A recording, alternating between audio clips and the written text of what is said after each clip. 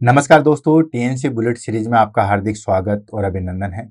दोस्तों, आपको पता है कि टीएनसी बुलेट सीरीज के माध्यम से हम रोज सुबह एक इम्पोर्टेंट क्लास आपके सामने लेके आते हैं। उसके बारे में अच्छे तरीके से डिस्कशन होता है। साथ के साथ उससे रिलेटेड जो भी एग्जाम में क्वेश्चन आने वाले हैं उन सब के बारे में भी जो है वो चर्चा होती है। ठीक है, ये हमारे पास में जो है वो 152 नंबर की क्लासेज हो चुकी है।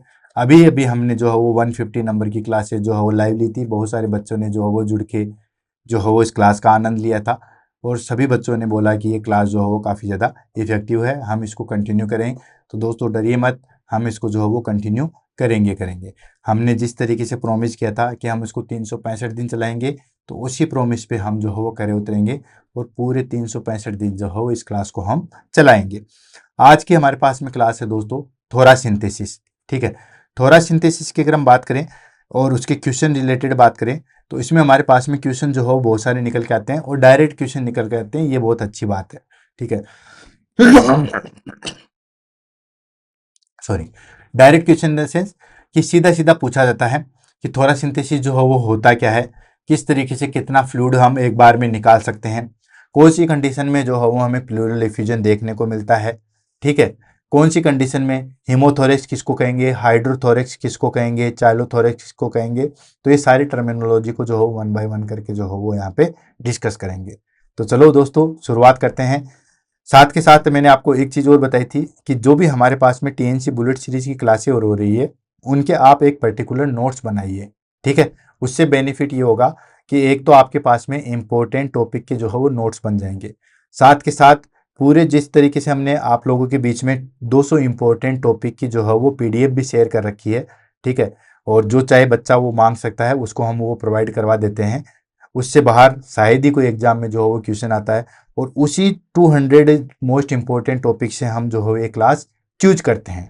ठीक है, और जिस तरीके से हम डेली एक एक दिन क्लास लेंगे तो कोई भी काम एक दिन में नहीं होता दोस्तों, बट एक दिन जो है वो जरूर होता है। तो हमारे पास में एक दिन में सारे नोट्स नहीं बनते हैं, लेकिन अगर डेली हम बनाएंगे तो पूरे 365 टॉपिक के हमारे पास में जो है वो नोट्स बन जाएंगे। और मुझे नहीं लगता कि उन 365 टॉपिक बनने के बाद आपका नर्सिंग में कोई भी जो है वो टॉपिक रह जाएगा। और जब भी हमारे पास में खुद के बनाए हुए नोट्स हैं तो एग्जाम आती है तो अगर हम रिवीजन करेंगे तो उसको हम बहुत आसानी से और बहुत अच्छे तरीके से जो है वो फास्टली रिवीजन कर सकते हैं। तो ये भी इसका जो है वो बेनिफिट है। ठीक है, तो दोस्तों शुरुआत करते हैं और आगे बढ़ते हैं। सबसे पहले हम ले लेते हैं दोस्तों इसके डेफिनेशन की। थोरा सिंथेसिस, थोरा सिंथेसिस को दूसरे नाम से भी जानते हैं जिसको हम प्लूरल टेप या प्लूरल टेपिंग के नाम से भी जो है वो जाना जाता है। ठीक है, थोरा सिंथेसिस बोल दो, also known as pleural tap या प्लूरल टेपिंग के नाम से भी जो है वो जाना जाता है। सिंपली अगर मैं मीनिंग की बात करूं तो ये जो है वो एक मेडिकल प्रोसीजर है जिसके अंदर हम क्या करते हैं, एक नीडल के थ्रू जो है वो सीधा प्लूरल स्पेस में घुसाते हैं। उस प्लूरल स्पेस में जो हमारे पास में प्लूरल कैविटी बनी हुई है उसमें जो फ्लूइड है, ठीक है, उस फ्लूइड को जो है वो हम बाहर निकालते हैं। चाहे तो डायग्नोस्टिक पर्पज से हो चाहे वो थेरापेटिक पर्पज से हो, उसको हम क्या कहते हैं दोस्तों, प्लूरल टेप कहेंगे। समझ में आ गया? ठीक है, फिर से रिपीट कर रहा हूं कि थोरा सिंथेसिस जो है वो एक मेडिकल प्रोसीजर है जिसमें हम नीडल जो है वो इंसर्ट करते हैं, किसमें, प्लूरल स्पेस में। और प्लूरल स्पेस कहाँ पे होता है दोस्तों, जो हमारे पास में लंग्स की दोनों वाल होती है। ठीक है, उन दोनों वाल के बीच में प्लूरल कैविटी प्रेजेंट होती है। तो वहां से वो फ्लूइड का जो फ्लूइड भरा हुआ है, ठीक है, एक्सेसिव फ्लूइड भरा है जिसको हम प्लूरल इफ्यूजन कहते हैं, उसको हम डायग्नोस्टिक पर्पज के द्वारा या थेरापेटिक पर्पज के द्वारा जो है वो निकालते हैं। उसको हम क्या कहते हैं दोस्तों, प्लूरल टेपिंग कहते हैं। ठीक है, पहले हम जो है वो देख लेते हैं इसकी। ये देखो, ये हमारे पास में लंग्स है। ठीक है, ये लंग्स हो गया। अब यहाँ पे आप देख रहे होंगे दोस्तों कि ये जो हमारे पास में इसके ऊपर जो है वो एक लेयर बनी हुई है। ठीक है, डबल टाइप की जो है वो लेयर बनी हुई थी, ये ब्लैक कलर की, और ये मैंने, ये जो आप ऊपर देख रहे हो ये एक लेयर बनी हुई है। अब देखो, बाहर की साइड में एक लेयर प्रेजेंट होती है जिसको हम बोलते हैं दोस्तों, that is called parietal pleura. बाहर वाली जो है उसको बोलते हैं पेराइटल प्लूरा, याद रखना। और जो अंदर वाली है उसको बोलते हैं विसरल प्लूरा, जो कि बिल्कुल लंग्स के साथ में जो है वो अटैच रहती है। इसको मैं इस कलर से ले लेता हूँ। ये देखो, ये लंग्स के साथ में जो हो बिल्कुल अटैच है, जिसको हम बोलेंगे विसरल प्लूरा। और जो बाहर है उसको हम बोलते हैं दोस्तों पेराइटल प्लूरा। विसरल प्लूरा और पैराइटल प्लूरा ये दोनों प्लूरल सेक बनाते हैं। क्या बनते हैं दोस्तों? प्लूरल सेक बनाते हैं। इसके अंदर जो है वो प्लूरल फ्लूइड भरा हुआ रहता है, ठीक है ना। यानी कि ये जो बेसिकली कैविटी बन गई इसको हम कहते हैं प्लूरल कैविटी, और इसके अंदर जो फ्लूइड भरा होता है इसको बोलते हैं हम दोस्तों प्लूरल फ्लूइड। इसको हम क्या बोलते हैं दोस्तों? Pleural fluid. नॉर्मली तरीके से तो क्या होता है कि बिल्कुल लिटिल बिट अमाउंट में होता है, लेकिन अगर कोई भी डिजीज कंडीशन आ जाए या कुछ ऐसी प्रॉब्लम्स आ जाए, खास तौर से जो है वो ट्यूबरकुलोसिस की कंडीशन आ जाती है, तब इसके अंदर जो है ये फ्लूइड बहुत ज्यादा मात्रा में जो है वो बढ़ जाता है, ठीक है ना। और बहुत ज्यादा मात्रा में बढ़ जाता है तो ये बिल्कुल फैल जाता है और ये फिर लंग्स को जो है वो दबाने लग जाता है। लंग्स को इस तरीके से जो है वो कोलेप्स करने लग जाता है और क्लाइंट को श्वास लेने में जो है वो दिक्कत आने लग जाती है, ठीक है, जिसको हम कहते हैं दोस्तों प्लूरल इफ्यूजन, ठीक है। ये जो कंडीशन निकल के आएगी, प्लूरल फ्लूइड जो है वो एक्सेसिव अमाउंट में आ जाएगा, इसको हम बोलेंगे दोस्तों प्लूरल इफ्यूजन। प्लूरल इफ्यूजन कहते हैं, एक्सेसिव अमाउंट में जो फ्लूइड बच जाता है उसको बोलते हैं प्लूरल इफ्यूजन। इस प्लूरल इफ्यूजन को बाहर निकालने के प्रोसेस क्या कहलाता है दोस्तों? प्लूरल टेपिंग कहलाता है। समझ में आ गया? लंग्स हो गए, लंग्स के ऊपर दो लेयर प्रेजेंट होती है, एक पैराइटल प्लूरा, एक विसरल प्लूरा। लंग्स से बिल्कुल अटैच में जो है विसरल प्लूरा होती है, बाहर के साइड में पैराइटल प्लूरा होती है। ये प्लूरल शेक बनाती है और ये जो कैविटी बनती है उसको हम बोलते हैं प्लूरल कैविटी। इसके अंदर जो फ्लूइड भरा था उसको बोलते हैं प्लूरल फ्लूइड, ठीक है। अब ये एक्सेसिव अमाउंट में बढ़ जाएगा, उसको कहेंगे प्लूरल इफ्यूजन। इस प्लूरल इफ्यूजन अमाउंट को डायग्नोस्टिक पर्पज से या फिर थेराप्यूटिक पर्पज से बाहर निकाला जाता है, उसको हम क्या कहते हैं दोस्तों? That is called pleural tapping. Clear हो गया? तो देखो, समझो और आगे बढ़ते हैं, ठीक है। तो thoracentesis is the medical procedure in which a needle is inserted into the pleural space, the area between the lungs and the chest wall. Chest wall और लंग्स के बीच में जो एरिया है उसको बोलेंगे to remove excessive fluid, that is called pleural effusion, और air for diagnostic and therapeutic purpose. Clear हो गया?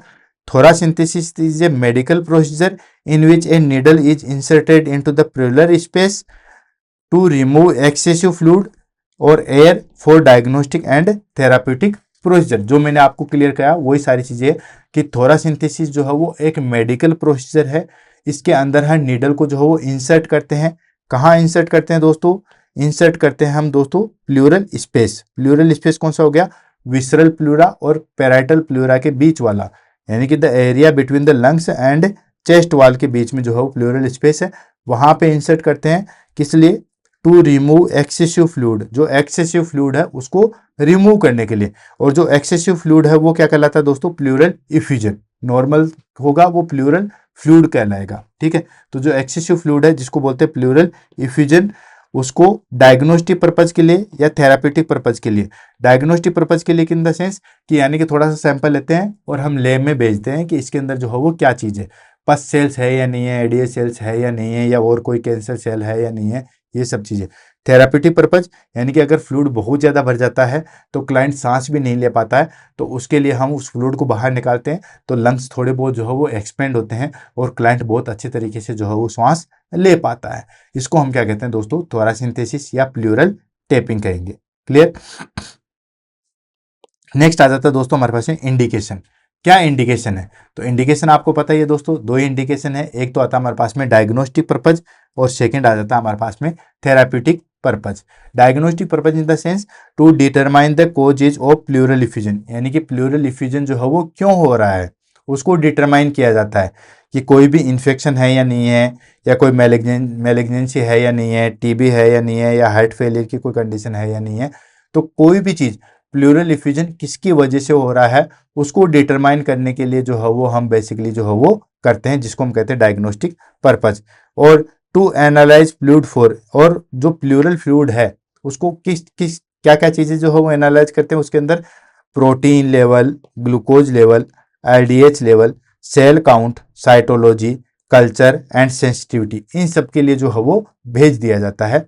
ये होता है हमारे पास में डायग्नोस्टिक पर्पज, यानी कि जांच करने के लिए हम उस फ्लूइड को ले रहे हैं, that is called diagnostic purpose. ठीक है। नेक्स्ट आ जाता है हमारे पास में थेराप्यूटिक पर्पज। थेराप्यूटिक पर्पज मैंने आपको बताया था कि कई बार क्या होता है कि बहुत ज्यादा फ्लूइड जो है वो भर जाता है, जिसकी वजह से वो सीधा प्रेशर किस पे डालेगा, अब बाहर तो जा नहीं सकता, बाहर तो भाई चलो रिब्स आ गई है और फाइबर्स कैविटी आ गई है, तो बाहर तो कहीं जाए नहींगा, वो किस पे दबाव डालेगा, सीधा सीधा अपने लंग्स पे दबाव डालेगा। लंग्स में क्या है, ऑलमोस्ट एल्वेलाई है, तो लंग्स में दबाव डालेगा तो सांस लेने में जो है वो दिक्कत आती है, तो जो फ्लूइड को बाहर निकाल दिया जाता है ताकि अच्छे तरीके से जो है वो लंग्स एक्सपेंड हो जाए और बहुत जो है वो रिलीफ मिले। तो टू रिलीव सिम्टम्स, कौन से symptoms, dyspnoea and chest pain होता है, ठीक है, किसकी वजह से, caused by large pleural effusion, large pleural effusion हो जाएगा तो वो सारा का सारा लंग्स को जो है वो दबाएगा, जिसकी वजह से डिस्निया चेस्ट पेन होता है, तो उसको रिलीव करने के लिए हम जो है वो फ्लूइड बाहर निकालते हैं। To drain air in case of pneumothorax, तो देखो अलग अलग नाम है। न्यूमोथोरेक्स किसको बोला है, न्यूमोथोरेक्स होता है कि अगर हमारे पास में उस लंग्स के अंदर, जैसे फॉर एग्जांपल मैं सारी कंडीशन आपको यहाँ पे दिखा देता हूँ दोस्तों, ये हमारे पास में जो है वो लंग्स है, ठीक है, ये हमारे पास में जो है वो लंग्स है,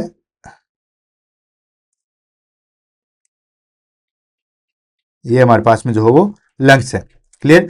अब इन लंग्स के बाहर जो है वो हमारे पास में फ्लूइड भरा हुआ है, यानी कि इनके बाहर जो है वो हमारे पास में फ्लूइड भरा हुआ है, और ये फ्लूइड जो है अगर इसमें जो है वो हम, ठीक है, इसमें अगर एयर है तो इसको हम क्या कहेंगे दोस्तों, इसको हम कहेंगे न्यूमोथोरेक्स।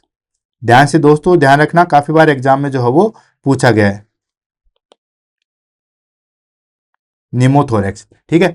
और अगर इसके अंदर जो है वो हमारे पास में वाटर है, ठीक है, इसको हम कहेंगे हाइड्रोथोरेक्स, ठीक है, इसको हम क्या कहेंगे, हाइड्रोथोरेक्स। नेक्स्ट इसके अंदर हमारे पास में जो है वो अगर ब्लड है, इसको हम कहेंगे दोस्तों दैट इज कॉल्ड हीमोथोरेक्स, क्लियर। और अगर हमारे पास में इसके अंदर जो है वो बाइल है, सॉरी लिम्फ है, लिम्फ है, इसको हम बोलेंगे दोस्तों चाइलोथोरेक्स, क्लियर है। तो ये सारी चीजें याद रखना, न्यूमोथोरेक्स, हाइड्रोथोरेक्स, हीमोथोरेक्स एंड चाइलोथोरेक्स, ठीक है। काफी बार एग्जाम में जो है वो पूछा गया है, चारों कंडीशन मैंने आपको बता दी थी, तो यहां पे भी जो है वो याद रखना। नेक्स्ट आता है to reduce on lungs and improve breathing, ठीक है ना, यानी कि to reduce pressure on the lungs, lungs पे जो प्रेशर पड़ रहा है अननेसेसरी, ठीक है, उसको रिड्यूस करते हैं, और इंप्रूव ब्रीदिंग, ब्रीदिंग को जो है वो इंप्रूव किया जाता है। Air, pneumothorax, water, hydrothorax, blood, haemothorax, lymph, chylothorax, ठीक है। तो ये सारी चीजें आपको याद रखनी है। नेक्स्ट आ जाता है हमारे पास में कॉन्ट्राइंडिकेशन, यानी कि कैसी ऐसी कौन सी कंडीशन आती है जिसके अंदर जो है वो हम प्लूरल इफ्यूजन या प्लूरल टेप जो है वो नहीं कर सकते। तो पहला आता है absolute, absolute in the sense कि ऐसी वाली कंडीशन रहेगी तो हम कर ही नहीं पाएंगे प्लूरल टेप, ठीक है। तो उसमें पहली चीज आती है अनकोऑपरेटिव पेशेंट, ठीक है, क्योंकि दोस्तों इसमें हम सेडेट करके सारी चीज नहीं करते हैं, ठीक है, क्लाइंट को जो हो बेहोश करके ये प्रोसीजर नहीं किया जाता है, इसमें क्लाइंट जो हो बिल्कुल अवेक रहता है। तो जो अनकोऑपरेटिव पेशेंट है उसमें हम बिल्कुल भी ये प्रोसीजर नहीं कर सकते, इसमें तो बिल्कुल समझदार और हमारी बात मानने वाला जो है वो क्लाइंट होना चाहिए, क्योंकि हम सारे जो है वो उसको इंस्ट्रक्शन देते हैं कि इस तरीके से आपको जो है वो लेटना है, फिर हम बताते हैं कि इस तरीके से हम निडल जो है वो इंसर्ट करते हैं, और उसमें हमें सारे क्लाइंट को जो है वो कोऑपरेशन की बहुत ज़रूरत होती है। तो अगर कोई भी अनकोऑपरेटिव पेशेंट है या अनकोऑपरेटिव क्लाइंट है उसमें हम जो है वो प्लूरल टेपिंग नहीं कर पाते हैं। नेक्स्ट आता है इन्फेक्शन ऑफ पंचर साइट, ठीक है, यानी कि जहाँ पे हम पंचर करना चाहते हैं वहाँ पे ऑलरेडी इन्फेक्शन है, लाइक लोकल स्किन इन्फेक्शन है, जैसे यहाँ पे हमें जो है प्लूरल टेप करना है या इधर की साइड में हमें प्लूरल टेप करना है, ऑलरेडी वहाँ पे जो है वो स्किन के काफ़ी ज़्यादा जो है वो इन्फेक्शन है, तो उस कंडीशन में हम कभी भी जो है वो प्लूरल टेपिंग नहीं कर सकते। ये तो हो गया हमारे पास में एब्सोल्यूट रीजन, एब्सोल्यूट मतलब इस कंडीशन में तो हम कर ही नहीं पाएंगे। नेक्स्ट आ जाता है हमारे पास में रिलेटिव, रिलेटिवली मतलब इन द सेंस कि हम कोशिश कर सकते हैं कि हाँ थोड़ा बहुत रिस्क उठा सकते हैं कि हाँ इनमें हम जो है वो कर लें। तो इसमें हमारे पास में पहली चीज आती है ब्लीडिंग डिसऑर्डर, जैसे लो प्लेटलेट काउंट है, एंटी कोगुलेशन थेरेपी है, तो उस कंडीशन में हम जो है वो में भी कर सकते हैं। एंड सीवियर सीओपीडी, अगर सीवियर सीओपीडी कंडीशन है लाइक रिस्क ऑफ न्यूमोथोरेक्स के चांसेस बढ़ जाते हैं। नेक्स्ट आता है small effusion not easily accessible by imaging, यानी कि थोड़ा बहुत इफ्यूजन है और हम ब्लाइंडली जो है वो इसको नहीं कर सकते, उसके लिए हमें यूएस गाइडेड न्यूमोथोरेक्स की जो है वो जरूरत पड़ती है। तो अगर स्मॉल इफ्यूजन है तो भी हम जो है वो कोशिश कर सकते हैं। नेक्स्ट आ गया हमारे पास में that is called pre procedure nursing responsibility, तीनों की स्टेप के हम यहाँ पे जो है वो नर्सिंग रिस्पॉन्सिबिलिटी के बारे में डिस्कस करेंगे। प्री प्रोसीजर हम क्या करेंगे, देन ड्यूरिंग प्रोसीजर हम क्या करेंगे, एंड पोस्ट प्रोसीजर जो है वो हम क्या करेंगे। तो वन बाय वन करके जो है उसको लेते हैं एंड देन आगे बढ़ते हैं। सबसे पहले आ गया एक्सप्लेन द प्रोसीजर्स, ठीक है। सबसे पहले हम जो है वो प्रोसीजर को एक्सप्लेन करेंगे, क्लाइंट के बारे में बताएं, क्लाइंट को जो है वो प्रोसीजर के बारे में बताएंगे कि देखो अब हम जो है वो इस तरीके से करेंगे और इस तरीके से जो आपको एक छोटी सी सुई जो है वो लगाई जाएगी और इस तरीके से आपको सांस को रोकना है और ये जो है वो हम प्रोसीजर करने जा रहे हैं, इसका जो है वो ये यूज है और ये इसका जो है वो बेनिफिट है। Next, get inform consent.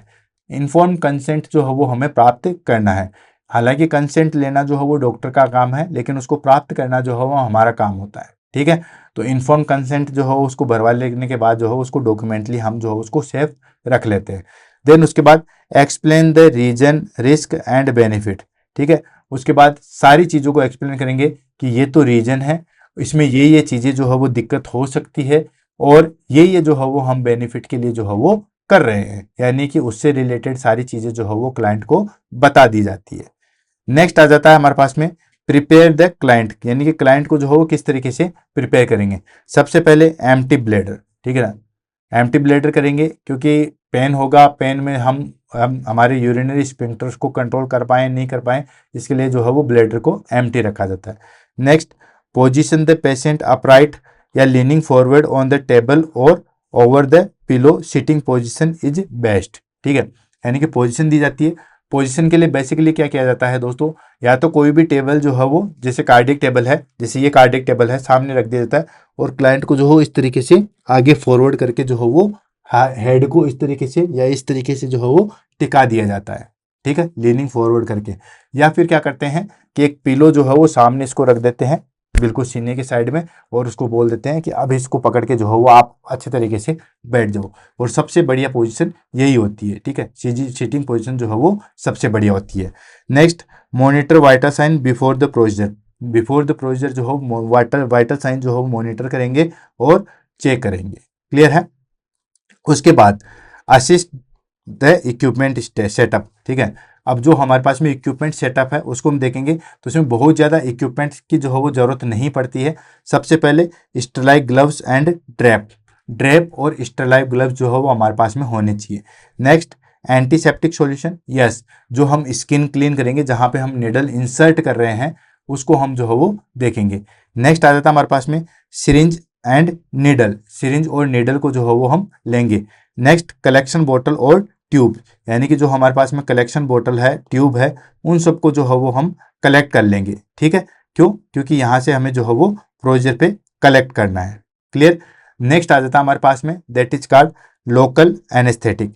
Local anaesthetic जैसे कि लिडोकेन या जाइलोकेन या 2% लिडोकेन से भी जो है वो हमारे पास में काम चल जाता है, ठीक है। तो इस तरीके से जो हम करेंगे, ये देखिए आप, इस तरीके से हम पोजीशन देंगे और यहाँ पे जो है वो ये सारी चीज़ें हमारे पास में जो है वो चाहिएगी, जो कि मैंने वो स्टेप बाय स्टेप करके जो है वो आपको यहाँ पे एक्सप्लेन कर दी है। क्लियर है। नेक्स्ट आ जाता है हमारे पास में इमेजिंग सपोर्ट। अगर हमारे पास में अगर पॉसिबल है तो हम इमेजिंग सपोर्ट भी देखेंगे। उसमें हम जो है वो चेस्ट एक्सरे और ultrasound is often used to localise the effusion. अगर हमारे पास में इफ्यूजन कम है या पर्टिकुलर हमें अगर उसी पे निडल पे या पर्टिकुलर इफ्यूजन पे हमें जाना है तो यूएस गाइडेड जो है वो हमारे पास में काफ़ी ज़्यादा बेनिफिशियल होती है। क्लियर है।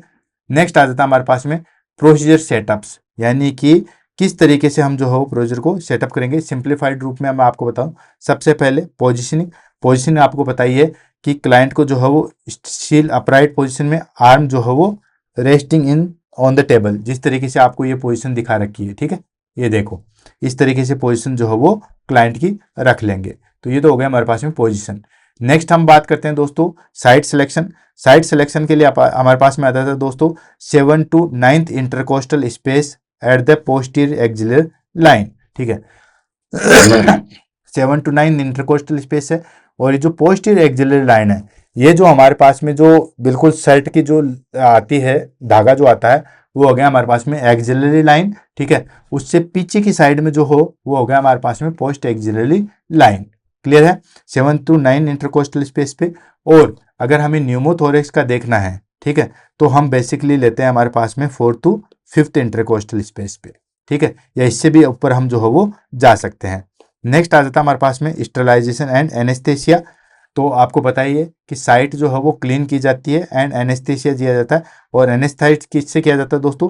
लोकल किया जाएगा, ठीक है, लोकल, और वो भी 2% जाइलोकेन के द्वारा जो है वो हम कर लेते हैं। नेक्स्ट आ जाता है हमारे पास में नीडल इंसर्जन। नीडल इंसर्जन मतलब नीडल को जो है वो हम इंसर्ट करेंगे। तो इंसर्ट करेंगे तो नीडल जो है और कैथेटर जो है वो इंसर्ट करेंगे about the ribs of to avoid neurovascular bundle, ठीक है। रिब्स से जस्ट जो है वो अबाउट द रिब्स से जो है वो ऊपर रखेंगे ताकि जो हमारे पास में न्यूरोवेस्कुलर बंडल है उससे अलग हो सके। एस्पिरेशन करेंगे यानी कि थोड़ा बहुत जो है फ्लूइड विड्रॉ करेंगे, ठीक है, डायग्नोस्टिक में, और उसको सैंपल के लिए जो है वो भेज देंगे। और अगर हमें थेराप्यूटिक करना है तो उसी पे हम आईवी ट्यूब को जो है वो कनेक्ट कर देते हैं और धीरे ड्रॉप बाय ड्रॉप जो है वो फ्लूइड जो है वो बाहर निकलता रहता है। कंप्लीटेशन की बात करें कि जब हमारे पास में थेराप्यूटिक प्रोसीजर या डायग्नोस्टिक प्रोसीजर जो है वो फिनिश हो चुका है तो नीडल को जो है वो हम रिमूव कर लेंगे एंड साइट को जो है वो कवर कर लेंगे विथ स्टेरलाइट ड्रेसिंग। जो भी स्टेरलाइट ड्रेसिंग है उससे हम अच्छी तरीके से टाइट जो है वो ड्रेसिंग कर देंगे। ये हो गया हमारे पास में ड्यूरिंग प्रोसीजर। अब आ जाता है हमारे पास में that is called post procedure nursing care, यानी कि जब हमने सैंपल कलेक्ट कर लिया अब उसके बाद हम जो है वो क्या करेंगे? सबसे पहले monitor vital sign and respiratory status देखेंगे, ठीक है। जो भी वाइटल साइन है, टेम्परेचर है, ब्लड प्रेशर है, ये सब चीजें जो हम चेक करेंगे एंड रेस्पिरेटरी स्टेटस जो है वो देखेंगे एंड ऑब्जर्व फॉर कॉम्प्लिकेशन। किसी भी तरीके की कोई कॉम्प्लिकेशन तो नहीं है उसको हम जो है वो ऑब्जर्व करेंगे। एंड न्यूमोथोरेक्स को हम देखेंगे, कोलैप्स्ड लंग्स, ठीक है, यानी कि न्यूमोथोरेक्स में कई बार क्या होता है कि लंग्स जो है वो कोलैप्स्ड हो सकते हैं, तो वो सारी चीजें हम देखेंगे। ब्लीडिंग देखेंगे कि कोई ब्लीडिंग तो नहीं हो रही है, किसी प्रकार का कोई इन्फेक्शन के चांसेस तो नहीं है, या पल्मोनरी एडिमा का, ये सब चीजें तो नहीं है। तो ये सारी चीजें जो हम ऑब्जर्व करेंगे। क्लियर? नेक्स्ट आ जाता है हमारे पास में कि उसके बाद क्या करेंगे कि जो भी स्पेसिमेन था हमारे पास में, ठीक है, उसके बाद जितना जल्दी हो सके लैब के अंदर जो है उसको परफॉर्म भेज देंगे एंड उसके बाद में जो है वो एक एक्सरे करवाएंगे। पोस्ट प्रोसीजर एक्सरे इसको बोला जाता है, to rule out the pneumothorax, ठीक है। न्यूमोथोरेक्स के रूल आउट के लिए कई बार क्या होता है कि हाइड्रोथोरेक्स को हम ठीक कर रहे हैं और न्यूमोथोरेक्स जो है वो हो जाता है। पानी तो हमने बाहर निकाला लेकिन एयर अंदर छोड़ दिया है, ठीक है। तो हर कई बार जो है वो न्यूमोथोरेक्स के लिए हम करते हैं, ठीक है, लेकिन वो भी कितना इफेक्टिव हो रहा है उन सब के लिए कंफर्म करते हैं तो उसके लिए हम एक्सरे करवाते हैं। बिफोर एंड आफ्टर जो है वो एक्सरे करवाए ही करवाया जाता है, ध्यान रखना। क्लियर है? नेक्स्ट आ जाता है हमारे पास में that is called complication of thoracentesis. Thoracentesis के क्या क्या कॉम्प्लिकेशन हो सकते हैं, ठीक है। तो पहला कॉम्प्लिकेशन आ गया दोस्तों हमारे पास में दैट इज कॉल्ड हीमोथोरेक्स। मैंने आपको पहले ही बताया था कि कई बार हम जो है वो प्लूरल इफ्यूजन करने के टाइम पे या प्लूरल फ्लूइड निकाल के टाइम पे कुछ एयर जो है वो अंदर आ जाती है जिसको हम क्या कहते हैं दोस्तों? न्यूमोथोरेक्स। तो न्यूमोथोरेक्स के चांसेस हो सकते हैं। और अगर वहां पे निडल लगी है, ब्लड अंदर गया है, तो हीमोथोरेक्स के भी चांसेस हो सकते हैं। नेक्स्ट आ जाता है री एक्सपेंशन पल्मोनरी एडिमा, ठीक है। पल्मोनरी एडिमा के होने के चांसेस भी जो है वो बढ़ जाते हैं। Infection that is called empyema होने के चांसेस बढ़ जाते हैं एंड इंजरी टू लीवर और spleen if needle is inserted too low. जो हम नीडल जो है वो नीचे की साइड में डाल रहे हैं, ठीक है, नीडल जो हो नीचे की साइड में डाल रहे हैं, अगर हमने ज्यादा नीचे कर दिया है तो आपको बताया कि जस्ट उसके नीचे जो है वो हमारे पास में क्या है दोस्तों? स्प्लीन, और स्प्लीन सॉरी डायफ्राम की मसल को जैसे अगर क्रॉस किया है तो उसके बाद लीवर और स्प्लीन में भी जो है वो जा सकता है। ये बहुत रेयर होता है। Next hypotension. हाइपोटेंशन इसलिए होता है कि कई बार जब हम फ्लूइड बाहर निकाल देते हैं, ठीक है, तो सडनली जो है वो हमारे पास में बीपी जो है वो लो हो जाता है, ठीक है। तो इसकी वजह से भी जो है वो इसका भी जो है वो एक मेन कॉम्प्लिकेशन बनता है। एयर एम्बोलिज्म रेयर, बहुत रेयर केस में देखने को मिलता है एयर एम्बोलिज्म, कि हम जो है वो डाल रहे हैं और एयर एम्बोलिज्म हो जाए। तो ये कॉम्प्लिकेशन जो है वो हमें ध्यान में रखना है। उसके बाद आता है कि जो हम थेराप्यूटिक प्रोसीजर कर रहे हैं तो कितना फ्लूइड एक बार में निकाला जा सकता है, ठीक है। तो देखो आपको पता है फ्लूइड चाहे कितना भी भरा हुआ हो, चाहे 1 लीटर हो, 2 लीटर हो, 3 लीटर हो, कितना भी फ्लूइड भरा हुआ है, एक टाइम के अंदर जो है वो कभी भी 1000 से 1500 ml से ज्यादा, 1000 से 1500 के बीच में ही निकालना चाहिए। 1500 ml से ज्यादा कभी भी जो है वो रिमूव नहीं करना चाहिए एक बार के अंदर, ठीक है। 2 दिन बाद आपने फिर से रिमूव कर लिया, फिर 2-3 दिन के बाद फिर से रिमूव कर लिया। एक बार में आपने प्रोसीजर किया, आपको लगता है कि चलो प्रोसीजर तो हम कर ही लिए हैं, जो फ्लूइड जितना भरा हुआ है वो सारा का सारा निकाल देते हैं। जी नहीं, ऐसी गलती जो है वो कभी भी नहीं करना।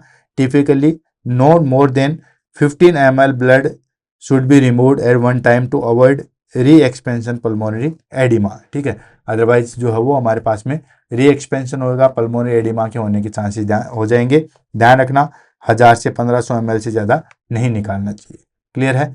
नेक्स्ट आ जाता है हमारे पास में डॉक्यूमेंटेशन। क्या डॉक्यूमेंटेशन करेंगे?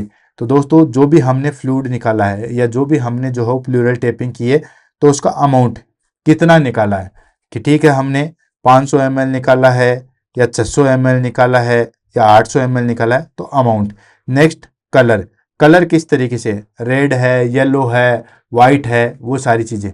And consistency of fluid, fluid की कंसिस्टेंसी जो है वो किस तरीके से है, वो सारा का सारा हम जो है वो अच्छी तरीके से डॉक्यूमेंटेशन करेंगे। नेक्स्ट पेशेंट रिस्पॉन्स, पेशेंट का क्या रिस्पॉन्स है, क्योंकि कई बार क्या होता है कि पेशेंट जो है वो कई बार कंप्लेन करता है कि मुझे जो है वो सांस लेने में दिक्कत हो रही है, और कई बार क्लाइंट जो है फ्लूइड निकालने के बाद कहता है कि मुझे बहुत अच्छा लग रहा है, बिल्कुल हल्का हल्का महसूस हो रहा है, पानी जो आपने निकाल दिया है। ठीक है, तो पेशेंट का रिस्पॉन्स जो है वो उसको बिल्कुल डॉक्यूमेंट करना चाहिए। नेक्स्ट आ जाता है साइट ऑफ निडल इंसरेशन। ठीक है, जहाँ पे हमने निडल को डाला था उस साइट को जो है वो देखना चाहिए, उसका डॉक्यूमेंटेशन करना चाहिए। कौन सी जगह पे 7 to 8 जो है वो हमारे पास में इंटरकोस्टल स्पेस पे, ये सारी चीज़ें कहाँ पे कैसे डाला, वो सारी चीज़ें डॉक्यूमेंटेशन होनी चाहिए। नेक्स्ट एनी कॉम्प्लिकेशन, और किसी भी तरीके का कोई कॉम्प्लिकेशन आया उसको भी हमें डॉक्यूमेंटेशन करना चाहिए। And time of procedure and post care monitoring, ये सब भी जो है वो डॉक्यूमेंटेशन होना चाहिए। टाइम ऑफ प्रोसीजर, कितना जो है वो टाइम हमें प्रोसीजर में जो है वो लगा, ये सारी डॉक्यूमेंटेशन जो है वो होना चाहिए। क्लियर है। लास्ट आ जाता है हमारे पास में type of pleural fluid based on appearance, यानी कि जो फ्लूइड हमारे पास में निकला है तो वो किस तरीके का है, क्या पॉसिबल कॉजेज को जो है वो शो करता है। ठीक है, तो अगर क्लियर निकला है, स्ट्रो कलर निकला है, तो ये ट्रांसड्यूएट होता है, यानी कि लाइक हार्ट फेलियर या और किसी की वजह से जो है वो हमारे पास में प्रोटीन की जो है वो अल्टरनेशन की वजह से जो है वो हुआ है। नेक्स्ट अगर क्लाउडी कलर का होता है या प्लूरेंट कलर का जो है वो फ्लूइड निकलता है, तो ये इंडिकेट करता है इन्फेक्शन को, या लाइक एम्फाइमा को जो है वो इंडिकेटेड करता है। अगर वहां पे हमें अपीयरेंस जो है वो ब्लडी कलर का, रेड कलर का दिख रहा है, तो वो मैलिग्नेंसी, ट्रोमा या टीबी को जो है वो इंडिकेट करता है। और जो हमारे पास में प्लूरल टेपिंग में फ्लूइड जो है वो निकला है और ये मिल्की कलर का निकला है, तो ये चाइलोथोरेक्स को इंडिकेट करता है, यानी कि लिम्फेटिक लीकेज को जो है वो शो करता है। तो ये बेसिकली सिंपली जो है वो पॉसिबल कोजेज बता रहे हैं कि किस तरीके का फ्लूइड जो निकलेगा, तो किस तरीके के चांसेस जो है वो हमारे पास में हो सकते हैं। क्लियर है। तो दोस्तों इसी के साथ जो है वो आज की हमारे पास क्लास जो है वो फिनिश होती है। तो मिलते हैं दोस्तों कल की क्लास में नए वीडियो के साथ में। तब तक के लिए दोस्तों all the best, have a nice day, thank you so much.